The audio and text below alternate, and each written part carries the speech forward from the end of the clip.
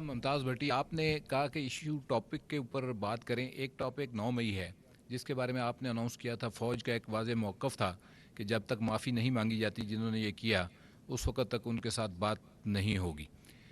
بڑے بڑے اینکر یہ خبریں دے رہے ہیں کہ کوئی غیر سیاسی لوگ جو ہے وہ بات چیت کر رہے ہیں اس جماعت کے سربراہ کے ساتھ جو کہ 9 مئی میں ملوث تھی اور کوئی ڈیل کی باتیں ہو رہی ہیں. اس پہ لیٹسٹ اپڈیٹ کیا ہے؟ کیا فوج نے اپنا کوئی موقف نرم کیا ہے؟ کیونکہ دوسری طرف سے بھی اسٹیٹمنٹس جو ہے نا وہ کوئی ملی جلی آ رہی ہیں, کوئی نرم اسٹیٹمنٹس دوسری طرف سے بھی آ رہی ہیں جو کہ یہ ظاہر کرتی ہیں کہ انہوں نے اپنے موقف میں کوئی نرمی پیدا کی ہے. تو اس پہ ذرا واضح کر دیں کہ اس وقت فوج کیا سٹانس ہے اس کے اوپر. اس موضوع پہ جو فوج کا بڑا واضح موقف ہے, جو 7 مئی کی آئی ایس پی آر کی پریس کانفرنس تھی اس میں یہ بیان کیا گیا تھا. نہ اس میں کوئی تبدیلی آئی ہے اور نہ ہی آئے گی. احمد منصور, اسپیشل کورسپونڈنٹ 24 نیوز.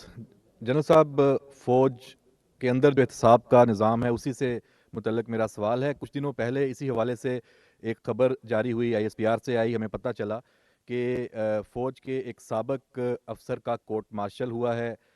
جو فوجی اہلکار ہیں انہیں بغاوت پر اکسانے کے حوالے سے اسے جو سزا دی گئی ہے 14 سال بامشقت قید کی, اور ساتھ اس کا رینک بھی ضبط ہوا ہے.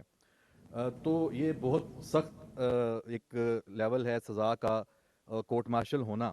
اس کی اگر کچھ تفصیلات کے کون سے ایسے الزامات ہیں جو ثابت ہوئے ہیں جن کی بنا پر یہ سزا ہوئی ہے. ساتھ ہی اس سے جڑی ایک بات کہ یہ بھی بیرون ملک ہے جس کو سزا ہوئی ہے, اکبر حسین, اور اس کے علاوہ اور بھی 2-3 کیسز ہیں جن کا کورٹ مارشل ہوا تھا, وہ بھی باہر بیٹھے ہیں. عادل راجہ ہے, حیدر مہدی ہے اور دیگر.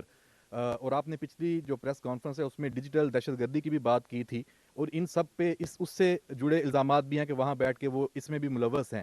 تو سر میرا دوسرا سوال اس میں یہ ہے کہ ان سزاؤں پہ عمل درآمد کیسے ہوگا؟ یہ لوگ تو کورٹ مارشل کے بعد بھی مزے کر رہے ہیں. دیکھیں, پہلی بات تو یہ ہے کہ ڈیجیٹل دہشت گردی جو ہے اس کی جو خلاف جو پہلا لائن آف ڈیفنس ہے نا, دی فرسٹ تھنگ جس نے اس ڈیجیٹل دہشت گردی کو قابو کرنا ہے, اس کا تدارک کرنا ہے, وہ ہے قانون.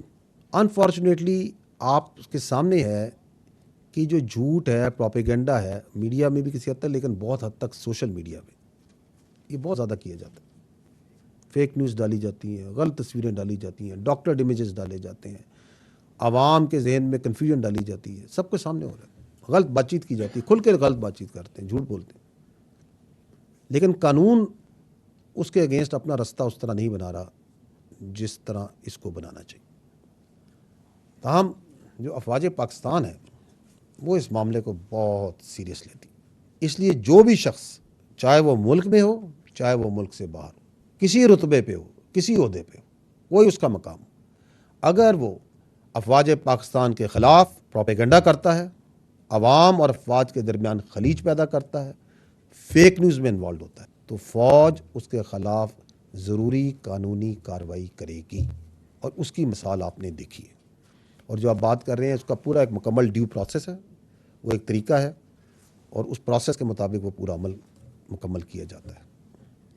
اور یہ جو ڈیجیٹل دہشت گرد باہر بیٹھ کے بات چیت کرتے ہیں, میں ان کو بدقسمت ہی کہوں گا, کیونکہ یہ وہ بدقسمت بے ضمیر لوگ ہیں جو چند پیسوں کی خاطر اپنی ریاست, اپنے اداروں اور اپنے عوام کے خلاف پروپیگنڈا کرتے ہیں.